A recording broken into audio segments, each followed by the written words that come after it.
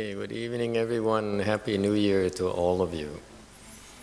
Chào quý vị, năm mới. Chúc quý vị năm mới. It's good to see you tonight.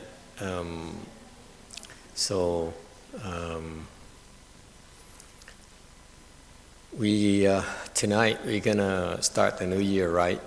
Năm nay mình bắt đầu năm mới đúng. So by listening to Master YongHua's teachings, mình nghe lời dạy Ngài Tiên Hoa, we should consider ourselves very, very fortunate. Ngoài chúng ta rất là có phước, have a very blessed. In order to be able to listen to the proper dharma daily like this, để có thể nghe được cái chánh pháp vào mỗi đêm như vậy. Very few people get to do this. Không bao nhiêu người mà làm được nhiều. In particular, when you're cultivating and meditating intensively, you need to listen to the proper dharma daily. Nhất là khi mà quý vị tu mà hành tinh tấn đó. If you practice meditation the way he teaches, nếu quý vị tu hành như Ngài Tiến Hóa dạy, that is by transcend true. Tu hành bằng cách là chuyên tâm và trí trí. Then you definitely need to listen to the proper dharma every night. Khi bị tu mà chuyên tâm trí trí đó thì quý vị phải nghe pháp mỗi đêm. Otherwise, it's very, very easy for you to get lost, get disoriented. Tại vì quý vị mà không nghe chánh pháp như vậy đó, thì nó giúp quý vị giữ không bị lạc đường. Okay, it's very, very precarious because when you're working this hard, it's like driving at a high speed, and if you make the wrong turn, you will go off your target very easily, very quickly. Tại vì cũng giống như là mình tu ganh hành gắt gao như vậy, giống như là mình lái xe tốc độ cao vậy, mình lái trật một tí thì cái bị rời xa cái mục tiêu mình muốn tới, nó rất là lẹ. Alright, so keep that in mind. I'm happy to share it with all of you here tonight as well. Those people who practice by themselves at other places, you need to listen to proper dharma. Thầy nhắc lại là nghe tu hành mà tinh tấn ở chùa này hoặc ở bất cứ chùa nào đó, quý vị phải chịu khó nghe cái chánh pháp. And Master YongHua's teaching doesn't matter what is your method or wherever you are, không cần biết phương pháp vị tu là gì, vị ở đâu. Listen to his teachings. It doesn't matter what. Chỉ nghe cái lời dạy của Ngài thôi. Okay, and only will keep you on the right tracks, but also he'll be assisting you as well in your practice. Không phải riêng nó giữ cho quý vị đúng đường, mà còn Ngài sẽ giúp quý vị. Because he said so. He told us, he told his disciples privately, and that senior monk repeated it to me. Tại cái một ông thầy tỳ kheo mà theo Ngài Tiên Hóa từ lâu rồi đó, từ lúc sơ khởi luôn đó, nhắc lại. He said that everyone who listens to my dharma, okay, listens to me, I will assist them. Ngài nói, những ai mà nghe lời giảng của ta thì ta sẽ giúp cho họ. So at very early on, I resolved to listen to his teachings every day. Lúc đầu thầy bắt đầu tu đó, thầy quyết định là mỗi ngày nghe lời dạy của Ngài. Because of that very, very tip that he would invisibly help us out. Tại vì Ngài sẽ, khi nghe cái pháp của Ngài như vậy thì Ngài sẽ một cách âm thầm giúp đỡ chúng ta. Alright. And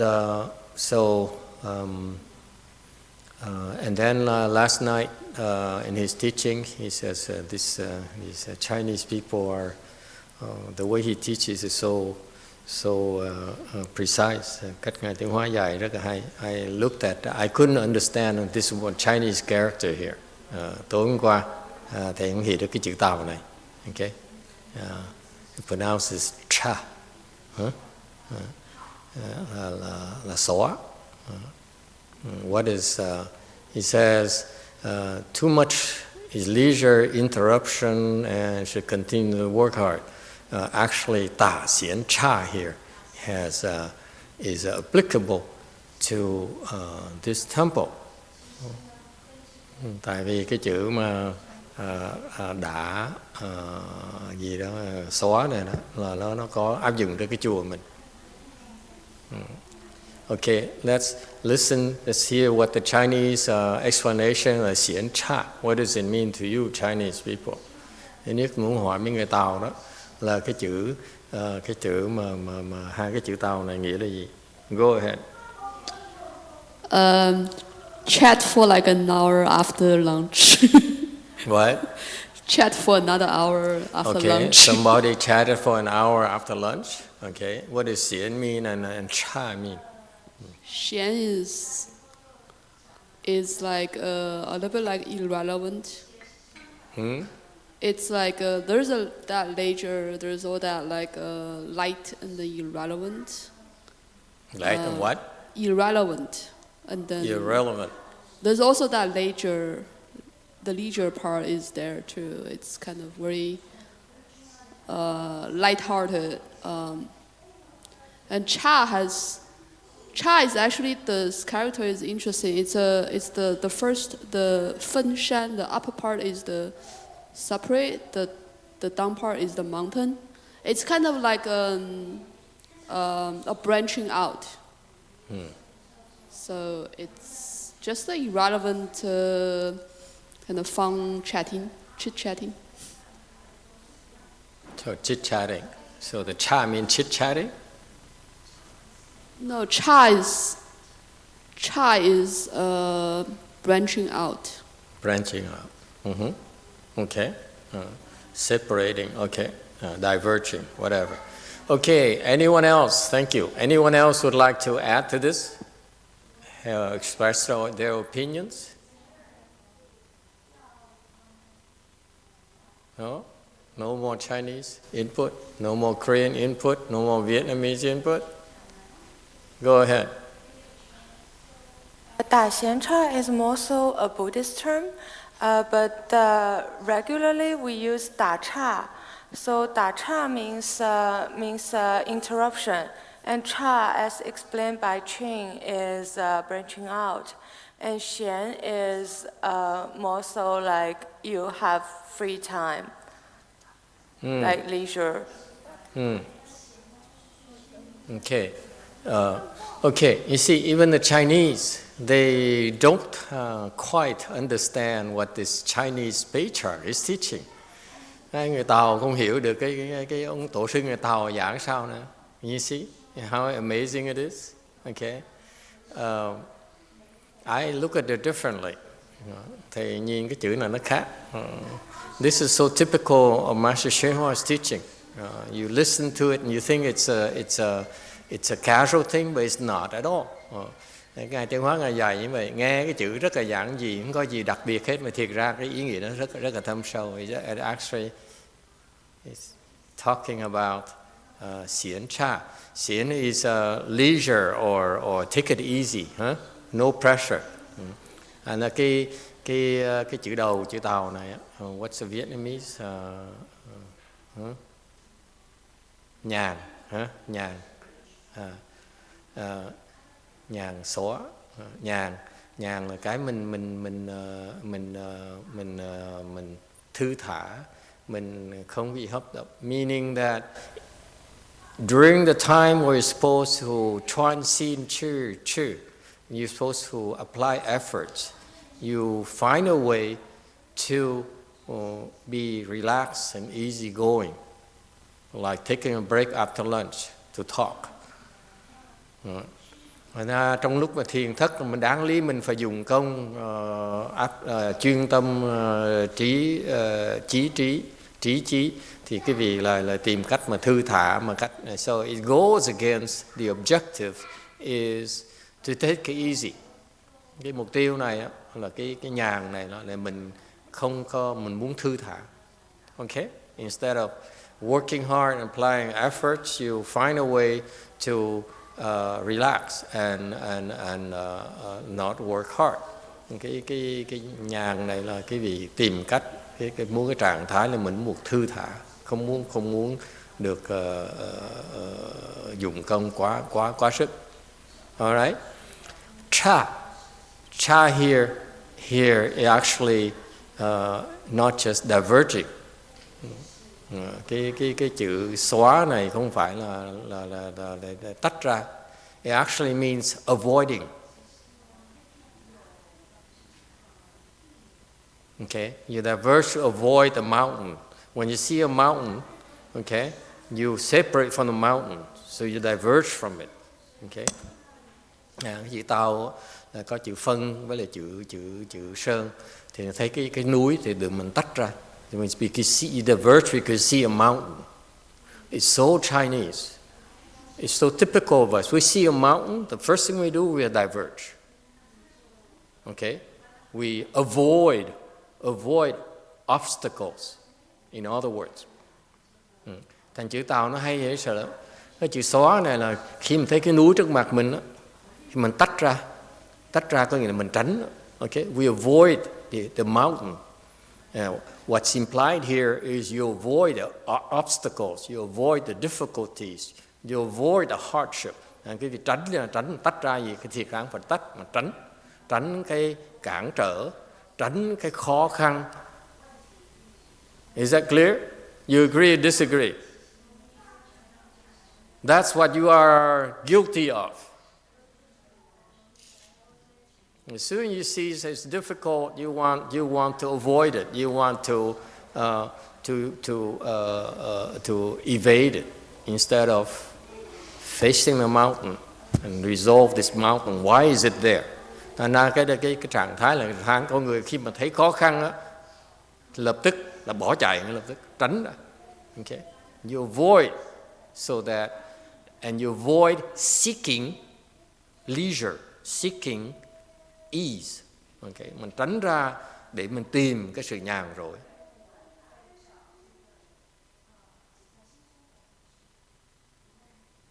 That's how we deal with our obstructions when we meditate.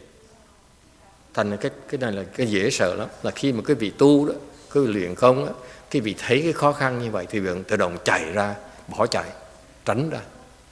Okay. Any questions? And you're very proud of it actually. Cái vị rất là hãnh diện cái chuyện đó. You said, I'm so smart. I figured out how to evade this. Thành cái vị rất hãnh diện, còn nói là tránh cái này tại vì tôi thông minh dễ sợ, tôi khôn ngoan dễ sợ. You're outsmarting everyone. Your obstructions to seek leisure, to seek avoiding this mountain of yours. Mình cái vị tự nghĩ mình khôn ngoan là mình tránh cái khó khăn. But you fail to see the point of Chan practices. Và vì như vậy, quý vị không hiểu rằng là chúng tôi đó chuẩn bị như chuyện này để mà đặt cái núi trước mặt của quý vị, để thôi quý vị có chạy là không chạy thôi. And we fail to understand that all this work, all the things we've been doing is to put the mountain right there in front of you, for you to discover your own mountain. And what you do? You run away from it. Là bao nhiêu công phu mà chuẩn bị để giúp quý vị thấy được cái núi mà nó chặn đường cái vị đó, cái vị thấy và bỏ chạy ngay lập tức. And some of you are thinking, oh, these people are too stupid. I don't need to face this. Okay. Còn có nhiều người nghĩ mình thông minh, nó là mấy cái người mình làm việc chung nó dốt quá. Mình không cần đối xử như vậy, không cần phải giải quyết những cái chuyện này. Okay.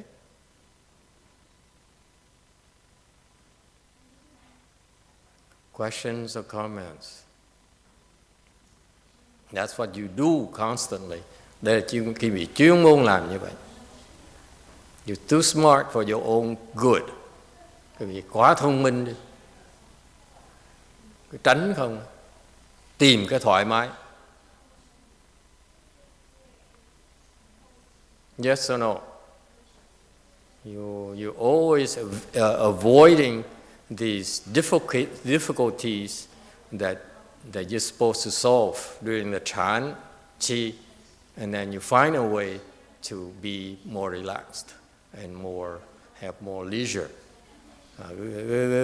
Cái thiền thất này thấy cái khó khăn là bỏ chạy, tìm cái thoải mái, tìm cái nhẹ nhàng, cái khoan thai. That's not the purpose of the Chan Chi. The Chan Chi is you're supposed to apply effort. Thiền thất là quý vị phải hết sức quý vị. Yet you keep on running away, making excuses. Chuyên môn bỏ chạy, chuyên môn viện cớ này viện cớ nọ.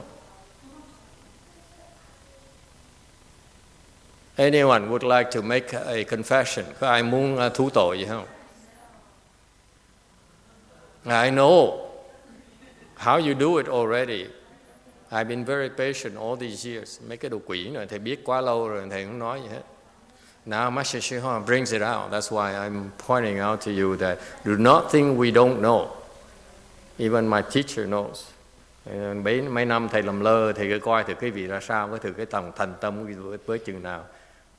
Bây giờ nói thẳng với quý vị biết, không phải riêng thầy biết mà Ngài Tiên Hóa cũng biết luôn nữa. This is what you all do.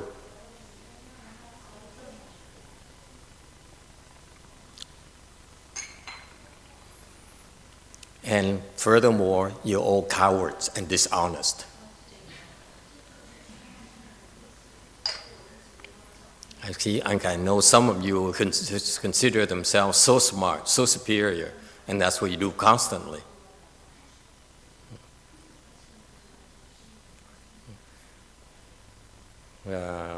Một số người là cứ nghĩ là mình thông minh hơn, thành ra rất hãnh diện cái chuyện có trốn được như vậy.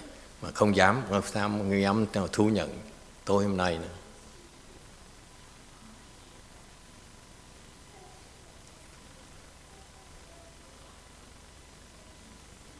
Okay, that's a very good start for the new year then. Let's go on to more pleasant things, leisurely things.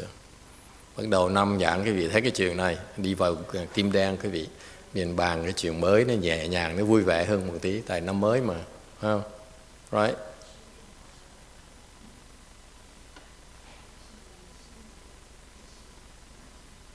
Such a dead silence here. Im lặng vậy sao? Okay, let's continue.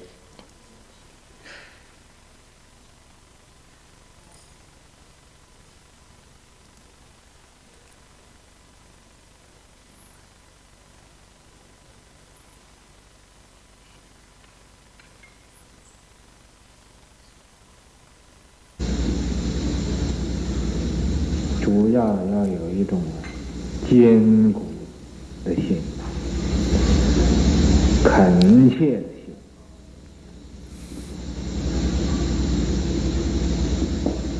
才能与法相应。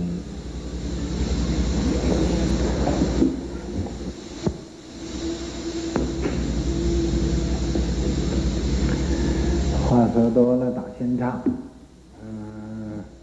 还是继续用功。打闲岔，就是 waste time. So talking anymore would be a waste of time. Now it's time to continue working.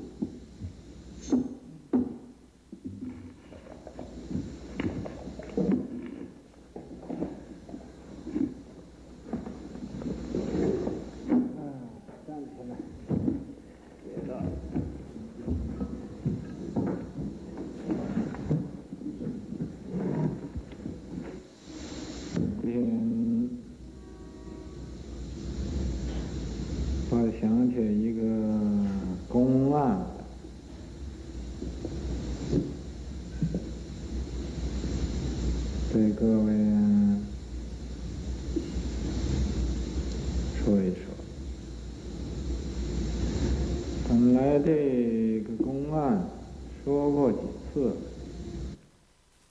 Today, I remember a story, Gong An in Chinese. To talk to you about it, I talked about this story several times. Hôm nay tôi nhớ đến một câu chuyện công án, muốn nói với quý vị. Công án này tôi đã giảng qua nhiều lần rồi.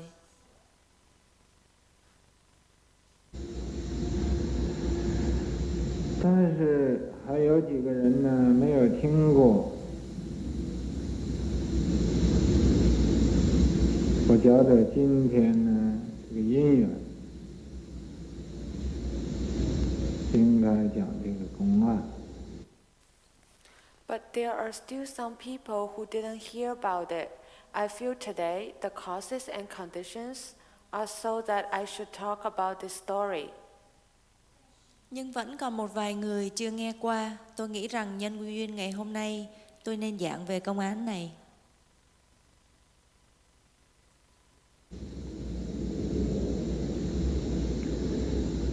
这个公案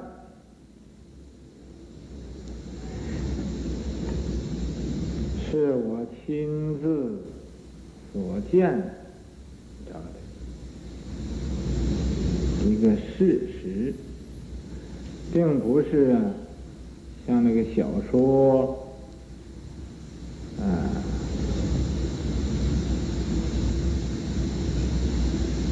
虚构出来的。 This story is true.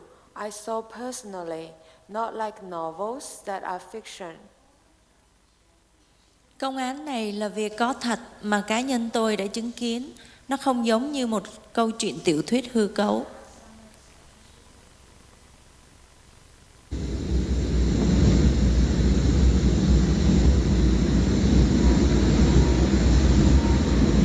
À, 我在东北的时候，我有一个很知己的同参道友。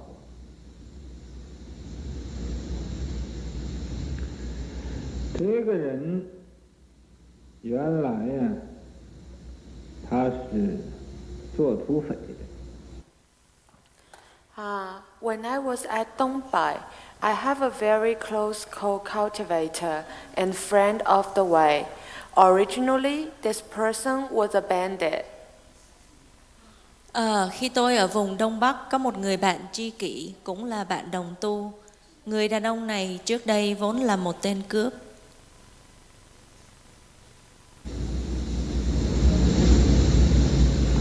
可是以后改过自新了。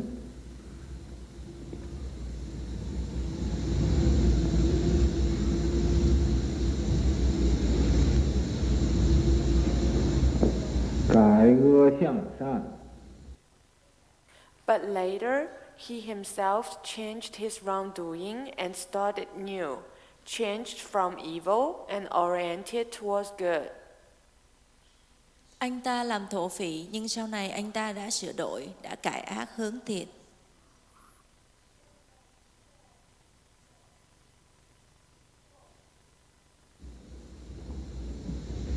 有位父亲母亲在坟上守孝，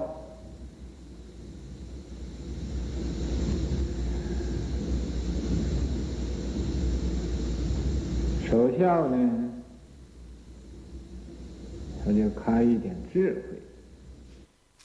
And also guarded filial piety at his parents' grave. By guarding filial piety, he opened a little bit wisdom. Anh ta còn thủ hiếu bên mộ cha mộ mẹ. Nhờ thủ hiếu mà anh ta khai mở được một chút trí huệ.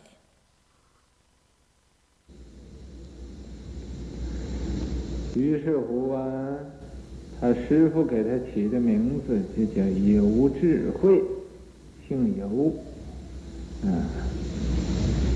叫智慧。 Therefore, his master gave him a name called Wisdom Yu.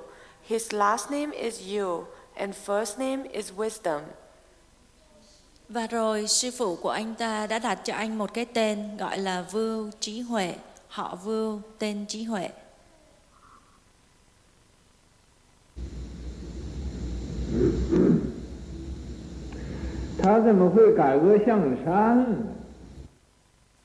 Why would he change from evil and orient towards good? Làm thế nào mà anh ta có thể đổi ác hướng thiện?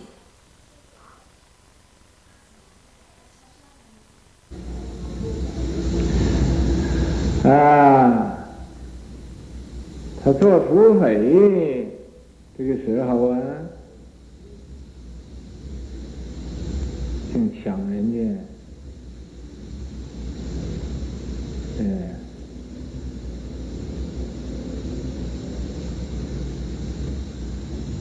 这种财宝。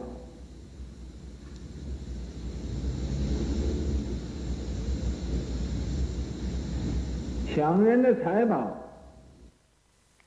When he was a bandit, he always robbed others' treasure. Khi còn làm thổ phỉ, anh ta chuyên đi giật tiền, ăn cướp của người khác, cướp các loại tài bảo.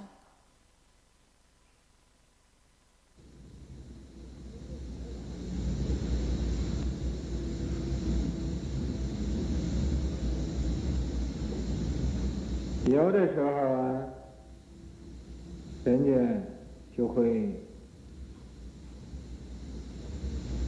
来反抗他，反抗呢，就是和他打起来。Sometimes others will resist and fight with him. Đôi khi người khác sẽ phản kháng lại anh ta, và nếu họ phản kháng thì họ sẽ đánh nhau với anh ta.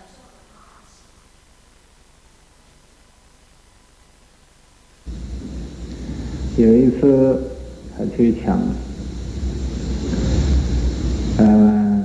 就被人用枪啊，把他胳膊就给打坏了，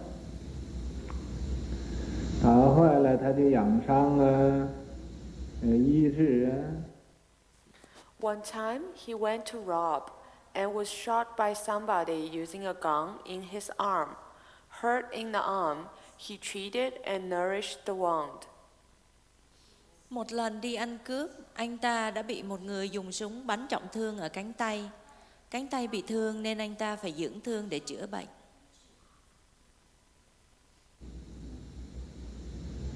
本来这个伤，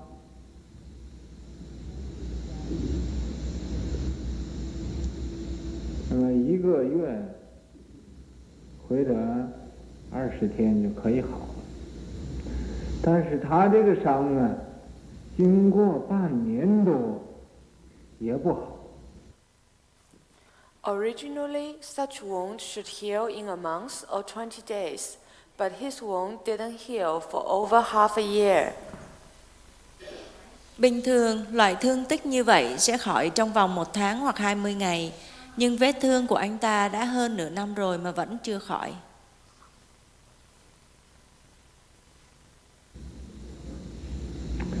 他在这个时候啊，就生出一种忏悔心。他说啊，我做土匪抢人家的东西。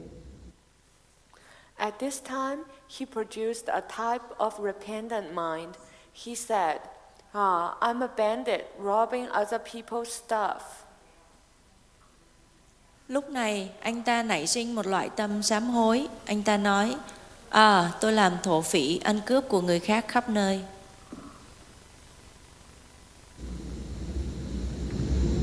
人家用枪打我，这一枪把我打死，我不这个生命就没有了。 Others shot me with a gun. If this one shot killed me, wouldn't my life be gone? Người ta dùng súng bắn tôi, và nếu phát súng này giết chết tôi, thì chẳng phải tính mạng của tôi kết liễu rồi sao? 那么现在受伤了，为什么就这个时间拖延了这么久呢？ Now that I'm wounded, why has the injury dragged for such a long time? Bây giờ tôi bị thương nhưng tại sao lần này nó lại kéo dài lâu vậy?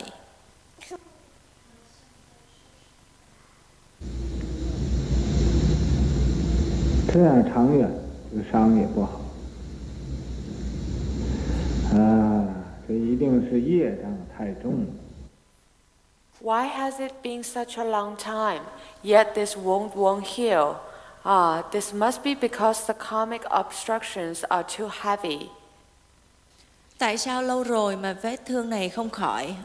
Nhất định là vì nghiệp chướng quá nặng.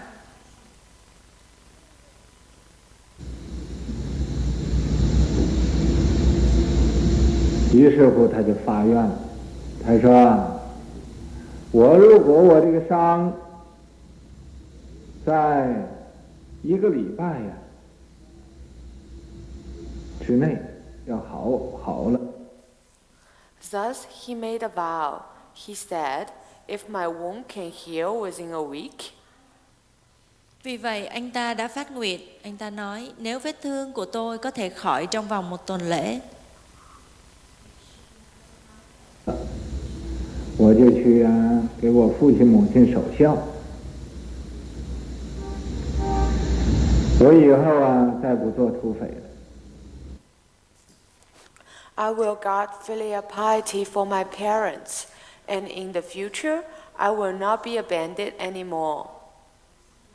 tôi sẽ đến thủ hiếu bên mộ của cha mẹ và sau này tôi sẽ không là một tên cướp nữa.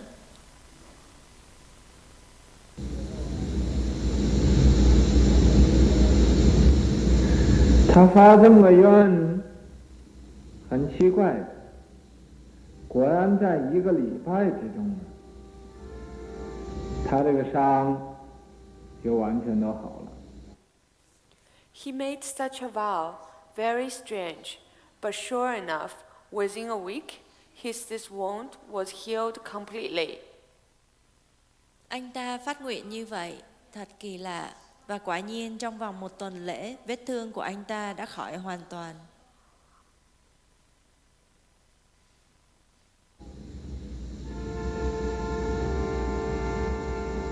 Hoàn toàn都好了，他就要去守孝去喽。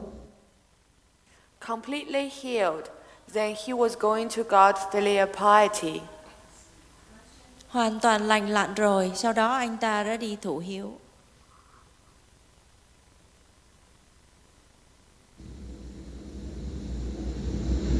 怎么样叫守孝呢？守孝这是表示这个为子女的舍不得这个父母。 What is called guard filial piety? Guard filial piety means the son or daughter cannot let go of their parents. Tại sao gọi là thủ hiếu? Thủ hiếu có nghĩa là người con trai con gái quyến luyến cha mẹ không thể xả bỏ được. It's not guard, it's observe.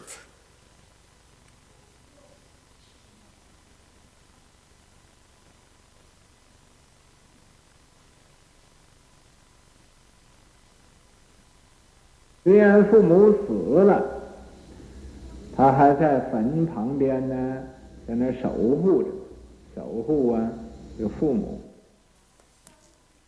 Although the parents passed away, the child stays beside the parents' grave to guard and protect there. Mặc dù cha mẹ đã chết rồi, nhưng người con vẫn ở bên cạnh mộ để trông nom và canh giữ ở đó.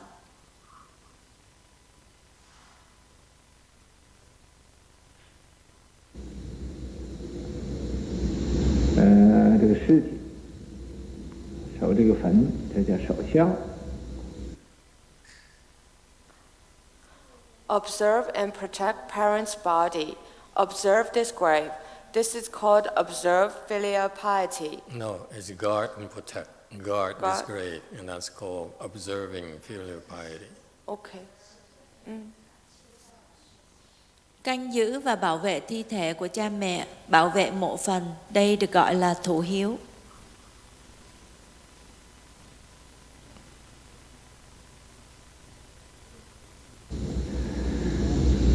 们这个怎么就算出孝来呢？在这守着又有什么意思呢？ Then how come this counts as filial piety? What's the meaning in guarding here? Vậy thì làm sao lại được tính là hiếu thảo? Ý nghĩa của việc canh giữ ở đây là gì?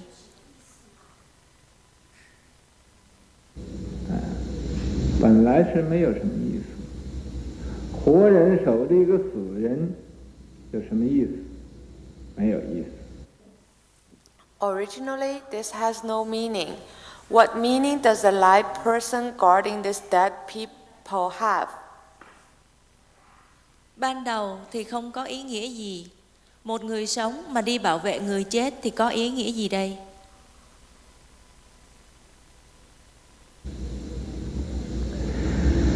可是啊，虽然没有意思，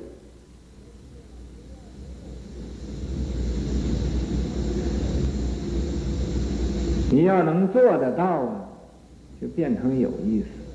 因为什么呢？这种事情不容易做的。 No meaning.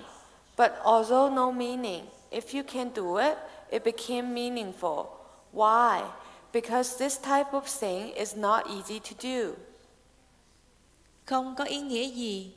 Mặc dù là không có ý nghĩa, nhưng nếu bạn có khả năng làm được thì sẽ thành có ý nghĩa. Tại sao? Bởi vì việc làm này không dễ thực hiện. 你天天什么也不干，什么也工作也没有，就在那个坟旁边那么守护着。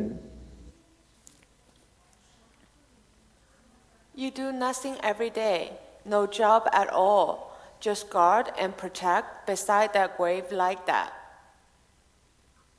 Ngày ngày bạn chẳng làm gì cả, không làm công việc gì, chỉ canh giữ bên cạnh mộ phần. 一天两天可以，时间一久了，一守就要守3年。这 1 day, 2 days are okay, but once the time is long, one's guard is to guard for 3 years.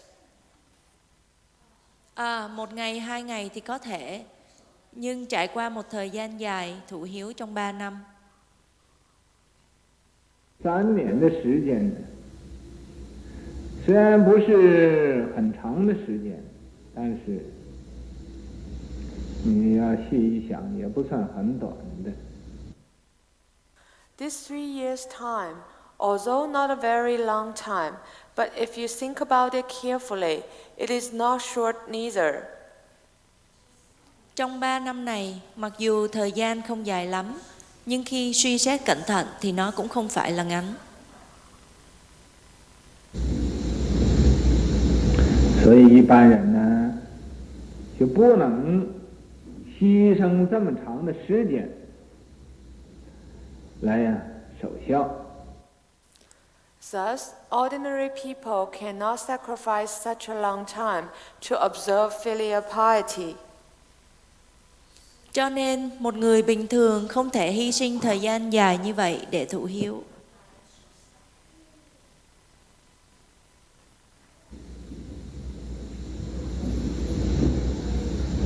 这一位有智慧，他居然呢，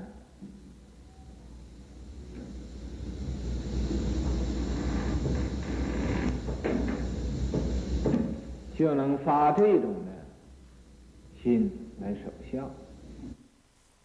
This wisdom you, he actually can raise such mind to observe filial piety.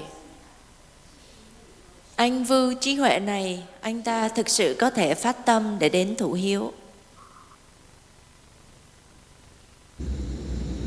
尤其守孝，这是青年人更不容易做得到的。 Especially observe filial piety. This is even more difficult to do for young people. Đặc biệt, sự thụ hiếu này càng khó khăn hơn đối với những người trẻ tuổi. 老年的人，比如40、50岁的人呢，心性都有一点定了。 Elder people, for example, 40, 50 years old people, the mind and nature all have some samadhi. Những người lớn tuổi, chẳng hạn như ở độ tuổi 40, 50, thì tính tình của họ đã chững chạc và dễ điều phục tâm hơn. 这还不算一回什么事，他坐那儿坐3年，甚至于坐6年，也不要紧。 Thus, not a very big deal. Sit 3 years, even sit 6 years is okay.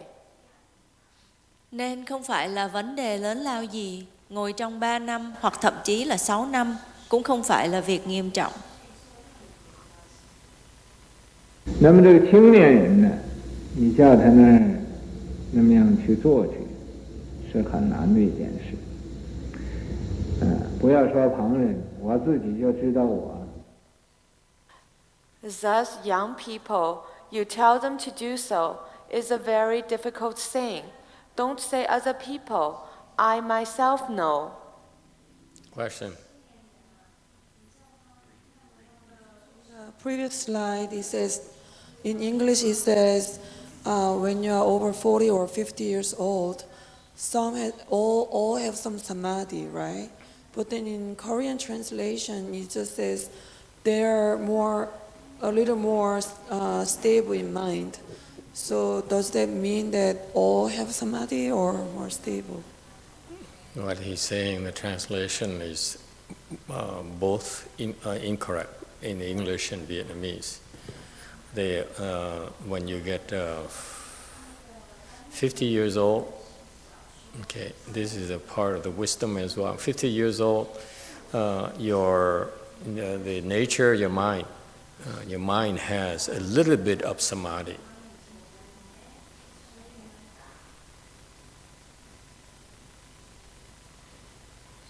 Yes. I have a question about slide 35, Master. Yes.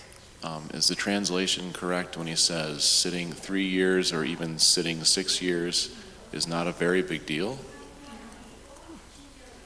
Yeah, it's not a big deal.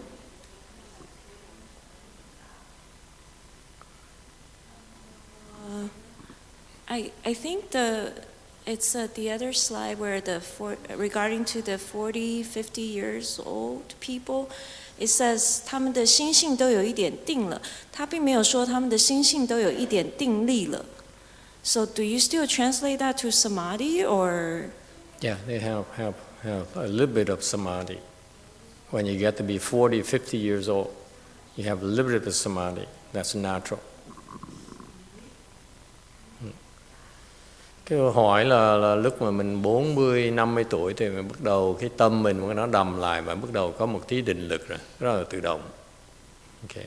Thường là như vậy. For most people, that's the case.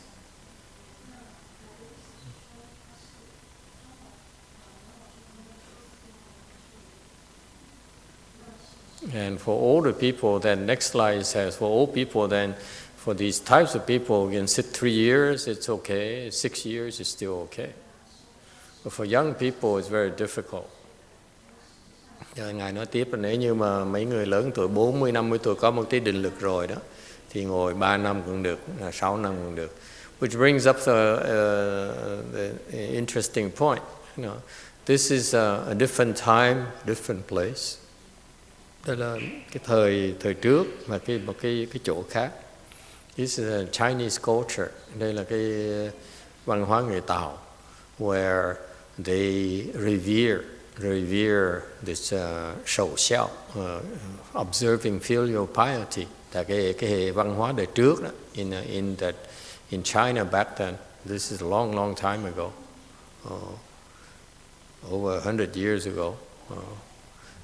Bên Tàu cách đây hơn 100 năm thì người ta tôn trọng cái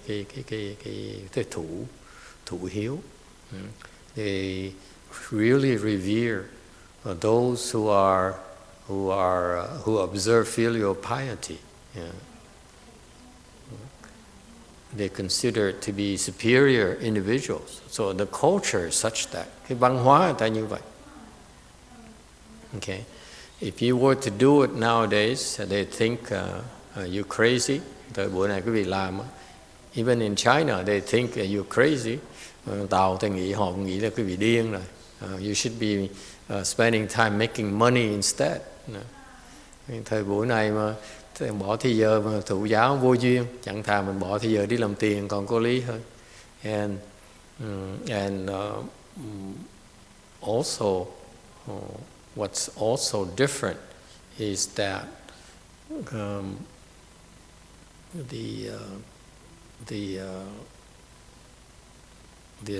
the place is different.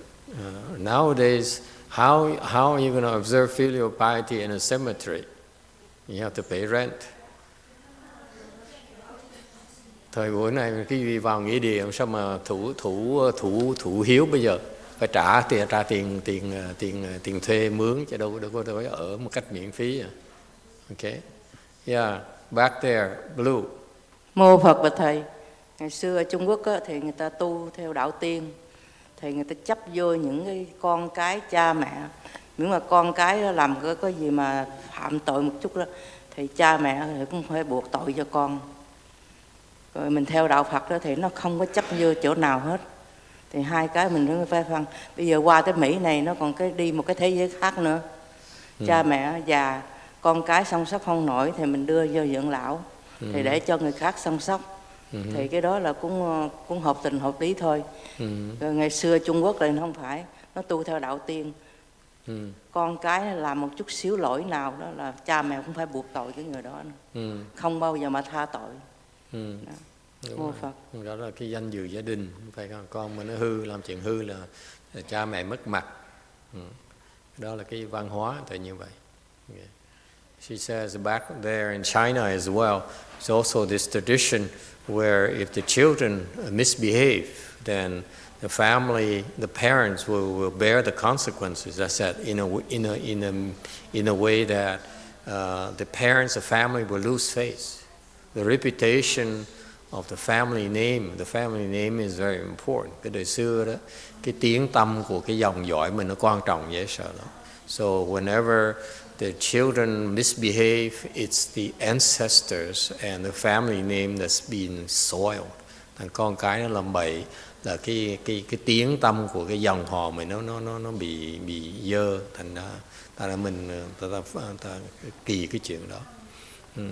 But also here in Master YongHua's time, he's also observed the filial piety by his mother's grave as well.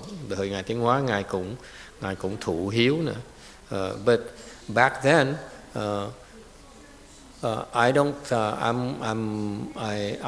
I think they are supportive of this practice. They revere these people. They consider them to be superior individuals, and they get support from the villagers. Đời xưa cái văn hóa người Tàu, người ta coi những người mà thụ giáo này, thụ hiếu này là những người phi thường, thành ra họ phục lắm, coi như hàng chân tu, hàng thánh nhân. They consider to be sages. If you're able to sit by the grave for 3 years or try to do that, những người mà cố gắng thụ hiếu như vậy được gọi là hàng ưu tú. So the villagers would come and support them. Thì hồi đó mấy cái người trong làng tới ủng hộ. They give them food or whatever. They give them provide some kind of support. It's a Chinese culture. Cái văn hóa người Tàu như vậy. If you were to do it here in this country, you probably would starve to death. Cái xứ này mà cái vị thụ hiếu ở nghĩa địa là cái vị kể như là chết đói rồi. Ai mà tới, they all think you're crazy. Ai cũng nghĩ cái vị là điên hết rồi. Okay. What is the case in Korea and other countries? Mấy cái nước khác thì có khác biệt gì không? For example, I'm curious, in Korea, do we have such a thing as the shou xiao, the observing the filial piety? Green.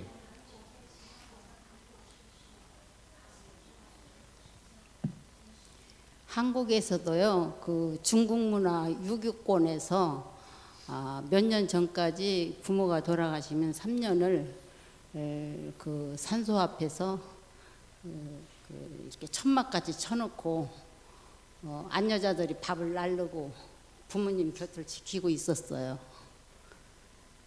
그 양반집들이라든가 효도하는 집들은 이제 그런 예가 많이 있었죠.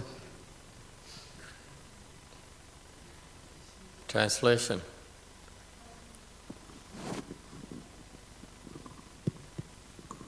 So in Korea, up to the recent years, there is a similar culture as Chinese.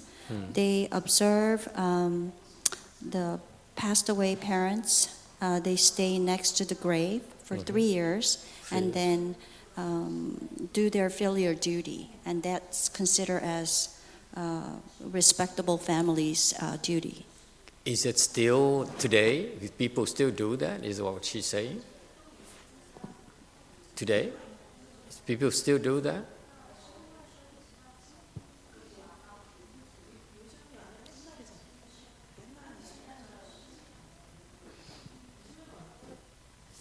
한 5, 6년 전에도 경상도에서 그런 그 종갓집에서 그런 일이 있었어요.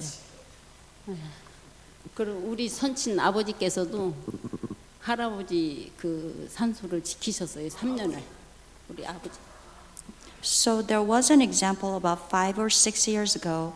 There was this family observed the 3 years observation of the parents' grave, and At the cemetery? 묘 바로 옆에서죠. Where was the grave? Next to the graveyard. Okay. And also her father did the same filial duties for the parents. Impressive. Bên người Đại Hàn ta nói là ta vẫn còn hiện bây giờ vẫn còn thụ hiếu như thường, 3 năm như thường bên cạnh cái mộ nơi cái nghĩa địa luôn nè. Yes, that's interesting. So Green. Korea is still common to, I mean, there are a lot of people use cemetery, but still a lot of family have their own mountain, the family mountain, and they bury their ancestors in the same mountain. Like for example, my family has our own mountain, small mountain, and our great-grandmother, great-grandfather, grandmother, grandfather all buried there together in the same area, and then all the family gather together for holiday seasons or their birthday, things like that. We go there and then take care of the grass and the trees, and this is a tradition. Right, but I'm talking about 守孝, right? You stay there for 3 years. That's different from the annual gathering. Cái nói là gia đình cô có cái núi rồi xây mộ tổ tiên ở trong đó, rồi tới mỗi năm mà tới họp lại này nọ để mà cúng dường này nọ. Thầy nói cái đó là khác. Thầy nói chỗ này là mình ngồi bên cạnh mộ của cha mẹ mình 3 năm trời. Yes, internet. What does it mean to sit for 3 years to observe filial piety? I don't understand. It's a Chinese tradition where they do not leave. They stay by their parents' grave for 3 years. They don't leave. Okay. Ở bên cạnh cái mộ cha mẹ mình 3 năm trời. Yes. What is it that you are doing in the process? How does just sitting there? That's what he's talking about. It's a very difficult thing to do. That's why it's so Chinese. For modern days, it's such a foreign thing to us. Thành bởi vậy người xứ này nó thắc mắc làm sao mà ở 3 năm làm gì bên cạnh cái mộ vậy? I don't know. They do crossword puzzles and so forth. Yes. Anh chắc là. What do they do? Let's find out what the Koreans do. Hang on. We're going there. Yes. So she said that Actually, the person doesn't leave the whole 3 years. The family, the village people will bring food over to the graveside where they have a little hut.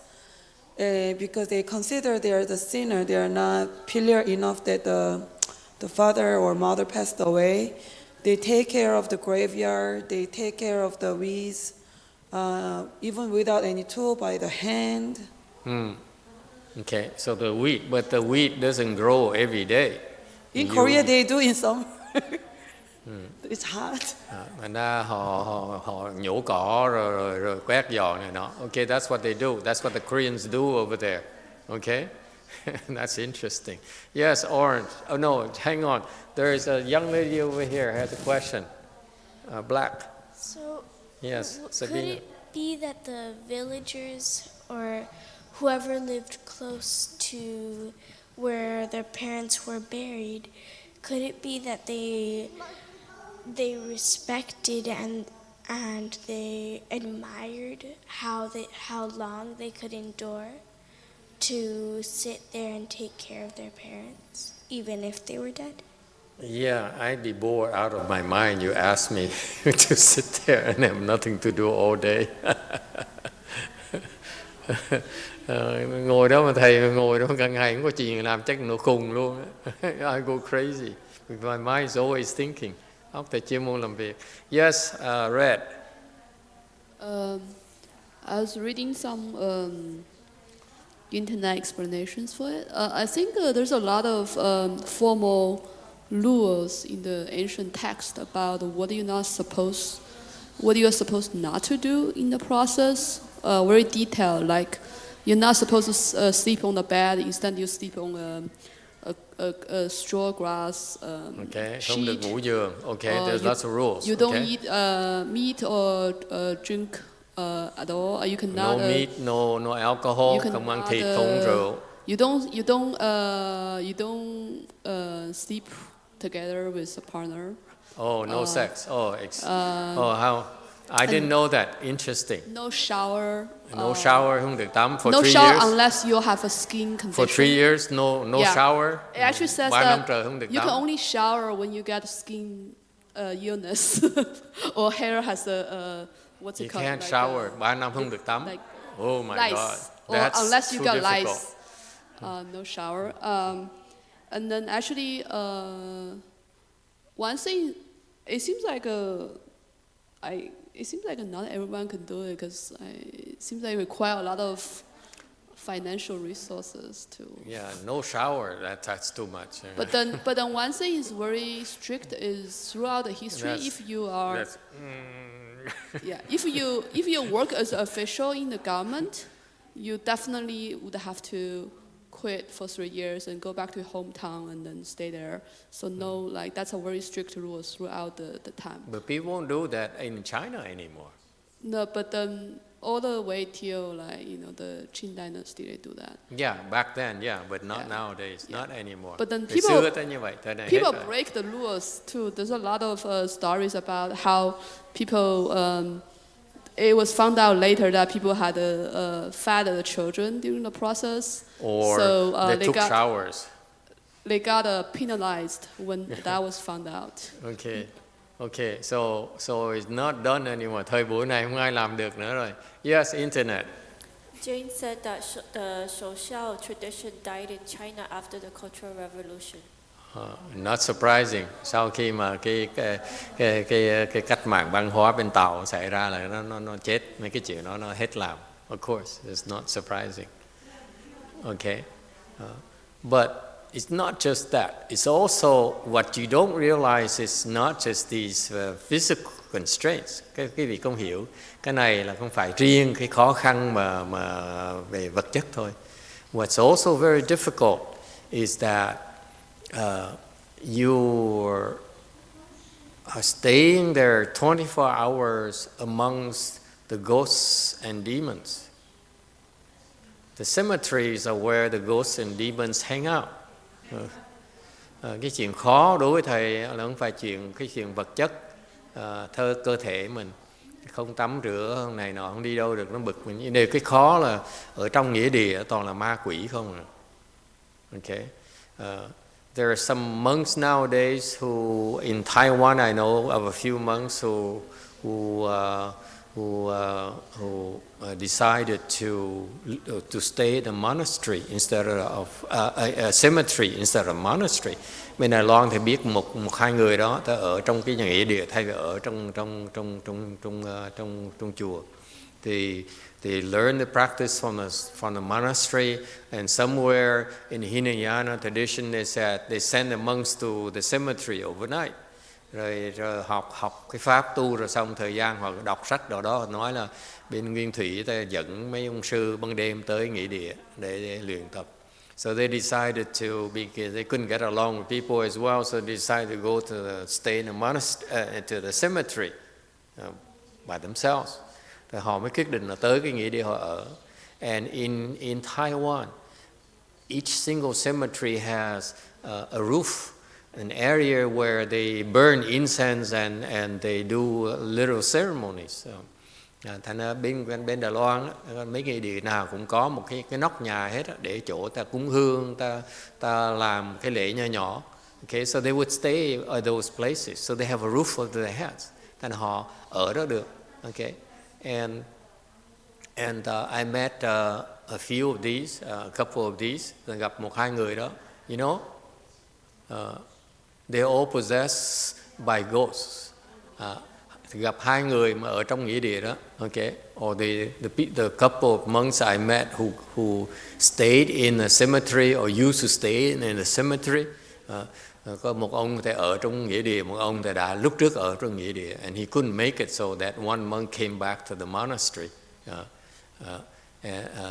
to stay in monastery. Xong thời gian chịu không nổi phải trở về chùa ở lại.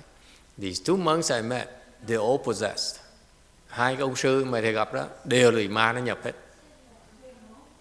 Of course they don't. Đương nhiên họ không biết rồi.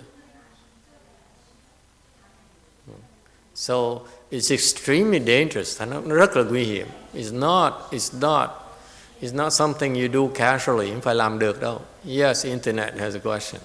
Master, do you do this when both parents are dead, or you do it when one parent dies for 3 years and when the other one dies, you do another 3 years? You can do it for any parent that dies.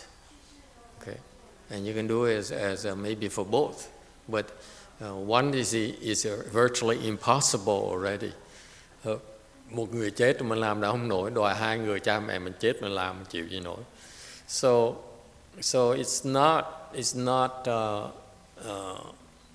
not for everyone. Cái chuyện này, even the Chinese back then, I would tell you that most of them fail. Thầy biết ngày xưa người Tàu đại đa số đều thất bại hết. It only took this guy here in Master YongHua to very few people I know in the history of Chinese Shouxiao that's written in a literature where they actually succeed. Thầy biết rất ít người trong cái truyền thống người Tàu như vậy mà thành công trong thủ hiếu. Because meaning that these people have protection, có nghĩa mấy cái người này có được bảo vệ. Because these cemeteries have a lot of ghosts and demons. Tại vì mấy cái nghĩa địa toàn là ma quỷ không. Okay, and that's what they do. They possess you. When you go to cemeteries, they will come and possess you. Và nghĩa địa tới nó nhập cái vị ra ráng mà chịu. Okay, even a person I know went over to the ash room of a Vietnamese temple. Thì biết mấy ông kia đó là vào cái phòng tro của một cái chùa Việt Nam đó, and he was possessed. Bị quỷ nó nhập ngay. A ghost possessed him right away. Nó nhảy vào ngay lập tức. Okay. Yes, Red. I wonder if you, like what Wendy Xian said, like in those days usually the cemeteries are family for your own family, your clan, right? Like I wonder if that's a little bit safer because that's your ancestors. It's not like a public cemetery. I think Master YongHua observed the filial piety at the cemetery. Okay.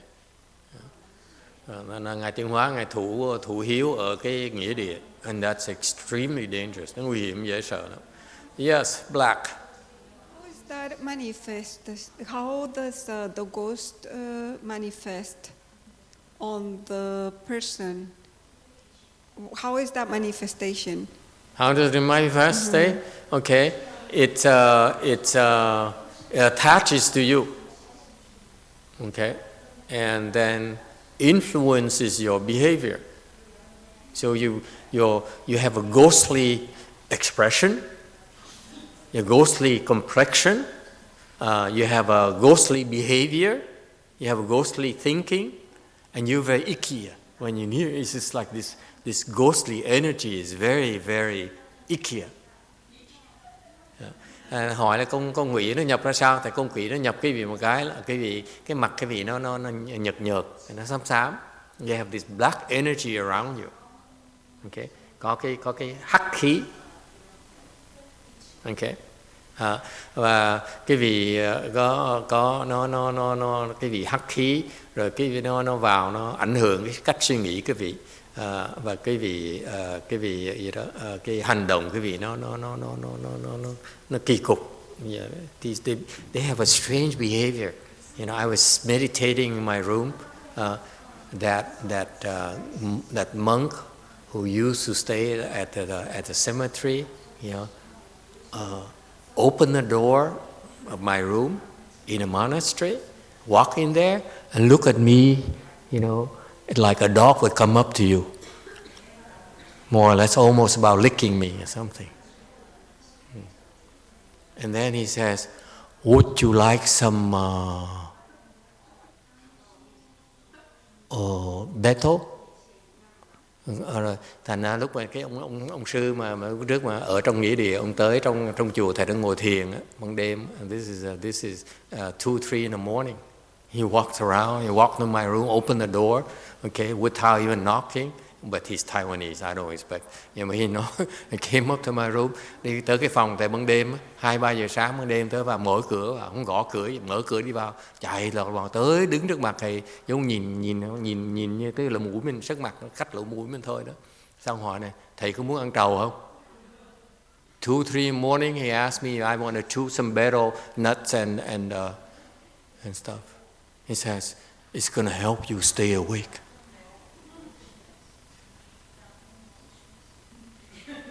So I said, "No."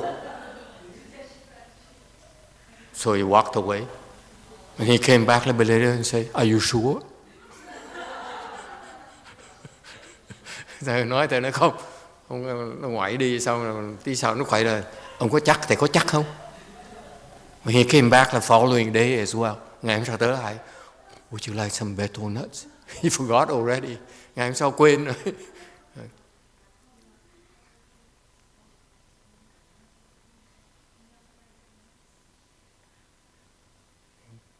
And so it's that way because these ghosts are not afraid of the monks who are cultivating there. Nó xảy ra như vậy tại vì mấy con quỷ nó không sợ mấy ông sư mà tu ở đó. Okay. It's so strange. Yes, Sabina has a lot of questions tonight. Yes, how interesting, huh? Only in China, dear. Yes. How do you get rid of the ghost when you... How do you get rid of the ghost? You go to Hengshu and Berkeley Monastery and tell them, "We heard that you're known to evict ghosts." Thì nói là bị ma nhập làm sao? Nó tới thầy Hằng Thật ở chùa Berkeley đó, nói là thầy có tiếng. I'm told long time ago, a person was possessed by a ghost, and so they came and saw Master YongHua, and I said, "Can you help me?" And Master YongHua, "Okay, stay with me." And he sat there, didn't say anything. He recited something for half an hour, and the ghost went away. Okay. Mình nghe kể cái người ta kể trong mấy cái sư cô trong chùa Phật Phật kể rằng hồi trước có cái người kia bị ma nhập, thì ma nhập điên khùng vậy đó. Cái gia đình tới nhờ thầy Hằng Thật đuổi giùm, thầy Hằng Thật nói ok, ngồi đây với tôi. Ngồi đó nửa tiếng sau cái đứng dậy là con quỷ nó bị đuổi ra. Okay. And so they have, Master YongHua disciple has ways of kicking them out. They never taught me, so I don't know. So it's best I refer you, all of you, to to them. Nên thầy họ cái bí mật này họ không dạy cho cái đời của thầy, nên cô Quả Ngân bị ma nhập, thầy giới thiệu trở về chùa Vạn Phật. Okay, at least you know a place. Okay, so anyway, my point being that the few cases where the Chinese succeeded in doing that, thì nhìn lại, nghĩ lại những cái trường hợp ở bên người Tàu có thành tựu, like this Xiao Wang, like this filial guy, or Master YongHua là ngài Tiên Hóa, is because they have blessings, là họ có phước họ làm mới được. It's not for us, mình làm không được. It's very very difficult, nó khó lắm. Yes. Master, was he a left-home person when he did No, that? he was a lay person. All these people are lay people. It said that he was a left-home person. He later he left the tomb to go receive ordination, become a novice when he was observing filial piety. Okay. In doing that, actually, he increased his mother's blessings. So that's why Master YongHua, when he was observing filial piety by sitting by his mother's grave for 3 years, and people, the Chinese would know about that, and they would come and give him food and money, whatever, and assist him. Hồi xưa ngài Tiên Hóa, ngài thủ hiếu như vậy đó, thì người trong làng ta ra giúp đỡ ngài. Người ta cúng dường đồ ăn cho ngài, là tiền bạc hay là này nọ, thì and that's how he survived. But otherwise, you're not supposed to you're not supposed to go buy food or have a beer or something. Thành ra đâu phải là cái vị ngồi đó là để mà đi mua đồ ăn hoặc là này nọ. No, you're supposed to sit there. And these people, like Master YongHua, they would meditate. Okay, thì họ đại đa số thời gian họ ngồi thủ hiếu là người ta ngồi ta thiền. Okay, and that's how Master YongHua and his filial, the other guy that he talked about, they have some kung fu. Rồi sau này họ có cái thần thông như vậy. Okay, they naturally develop spiritual powers, từ động họ phát cái thần thông ra. Okay, but that's happened because they have support. Tại vì họ có được cái sự giúp đỡ. It's not a thing that you do anymore. Bây giờ khó mà làm chuyện đó. And in particular, I need to caution you. Nhất là thầy nhắc quý vị cái chuyện này. The majority of these Chinese practices, these people who practice this observing filial piety, they fail. They all quit. Thì thầy nói nhắc lại những người Tàu ngay trong hệ thống họ, trong văn hóa họ, đại đa số những cái người muốn thủ hiếu đó đều là thất bại hết. Only a few rare cases are where they successful. Ít người mà có sự thành công lắm. And they're successful because of their blessings. Tại họ có phước họ mới thành công được. Okay, because when you in the midst of all these ghosts and demons, they you don't have a prayer of a chance. Cái vị dám ngồi thiền ở cái chỗ mà ma quỷ không, cái vị thiền gì nổi. If we allow the ghosts and demons to come here to Wei Mountain, I guarantee you cannot sit for one day, let alone 3 years. Thầy biết mà để con ma quỷ nó vào chùa này, nó quậy cái vị ngồi một ngày không nổi, đừng nói chuyện ngồi 3 năm. Okay, we cannot meditate in the midst of the ghosts and the demons. Tại vì mình không thể nào tới cái chỗ mà ma quỷ nó tụ họp lại mà ngồi mình thiền hết. Because as soon you meditate, you enter samadhi, you emit light. Khi quý vị nhập định một cái đó, bắt đầu nó phát quang ra. Okay, and the ghosts and the demons do not like it when they do not like light. Ma quỷ nó kỳ ánh sáng dễ sợ. They prefer to be in the dark. Nó muốn trong bóng tối. Okay, and that's why they will do things to make sure you leave. Thành nó phá quý vị để quý vị bỏ đi.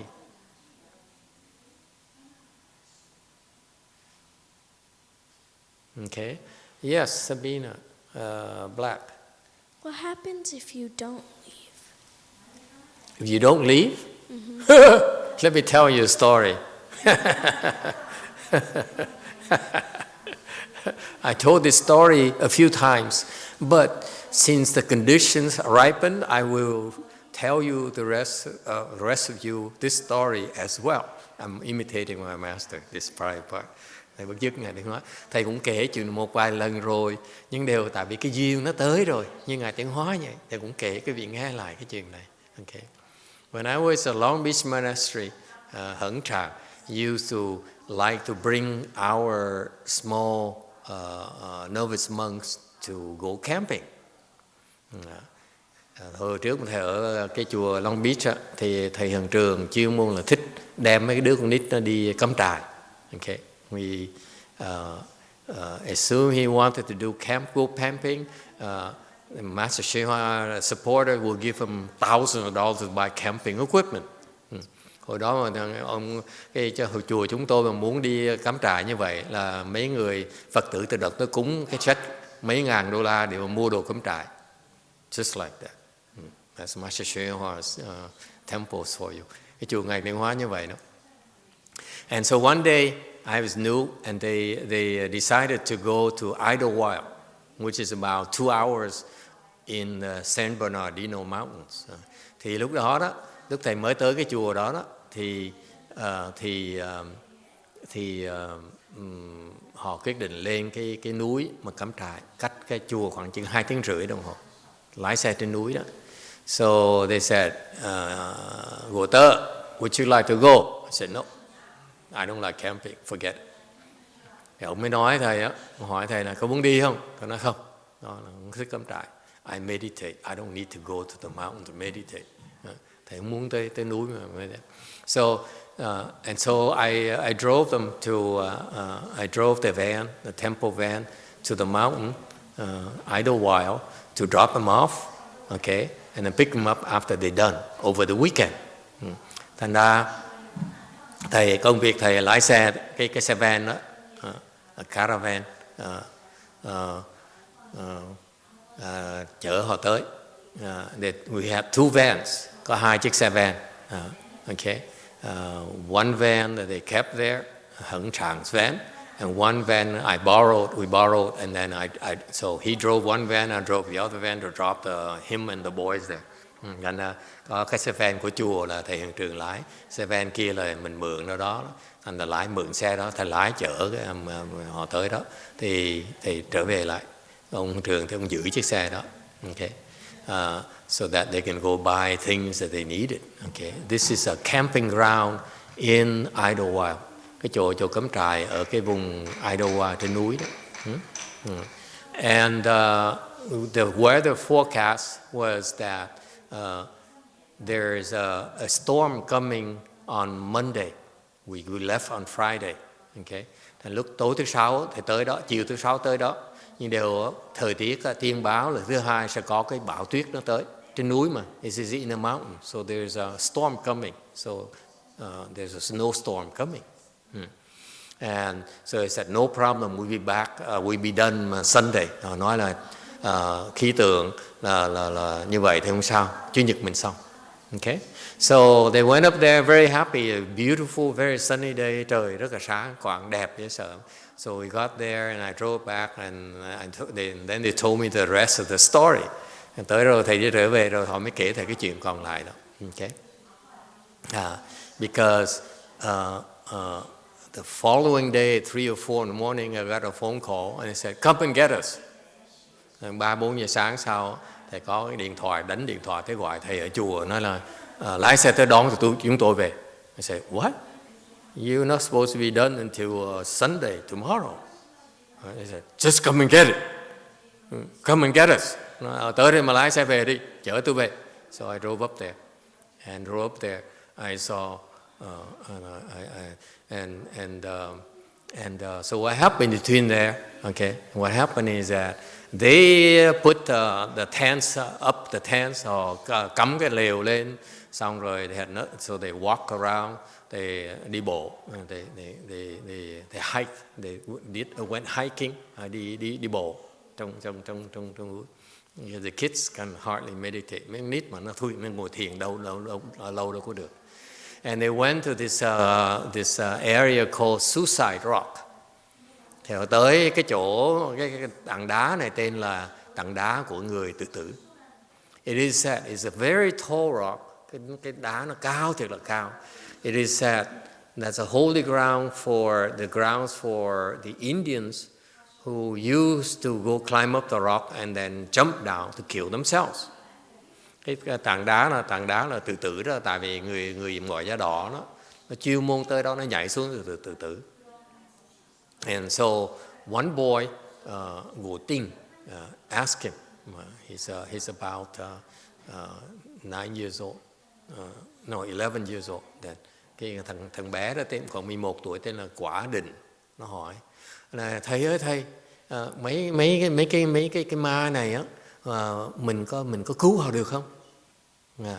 So Wu Ting innocently asked Heng Tra and say, Master, can we save the souls of these Indian who killed themselves?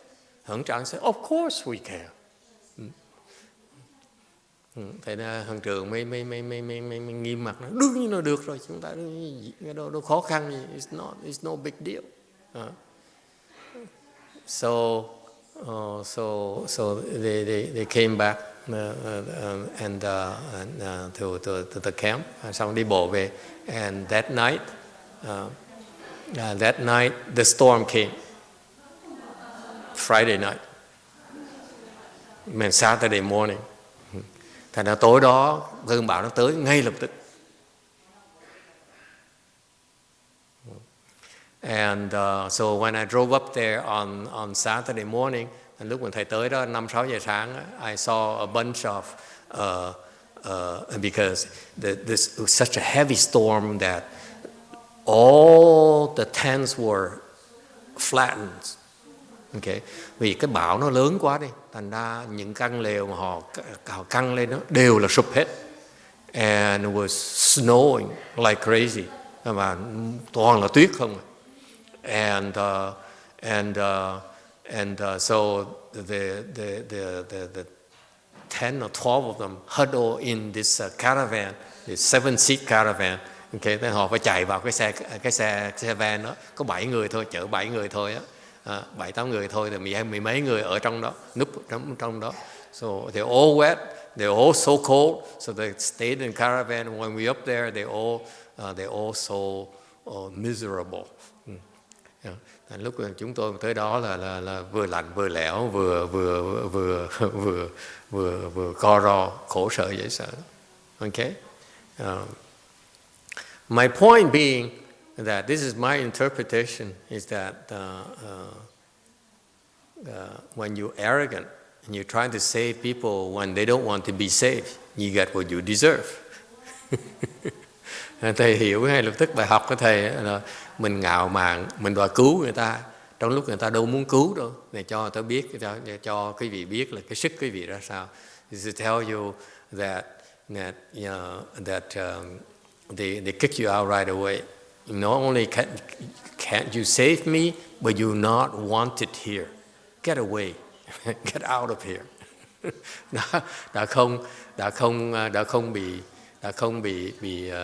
Không được cứu người ta, nó còn đuổi đi được nữa. Okay, it's a very commonplace for the Buddhists, monks and nuns. Cái chuyện người sư cô mấy thầy có cái lỗi lầm chỗ này đó. Okay, I made the same mistake as well myself later. Okay, thầy cũng lỗi lầm cái kiểu như vậy. You try to think that you better than them, they will show you that you are not. Tụi ma quỷ nó dữ lắm. Quý vị nghĩ quý vị khinh thường thì nó dạy bài học cho mình nhớ. Okay. So So if you're not good enough, they will show you, they'll send you a message. Yeah, you're not as good as you think you are. Nó cái gì mà hỗn xược tụi nó đó, là tụi nó trừng trị vì ngay lập tức đừng có tưởng bợ. Okay.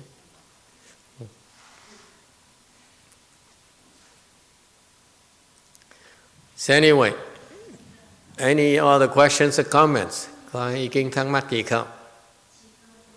Are we still over this story here?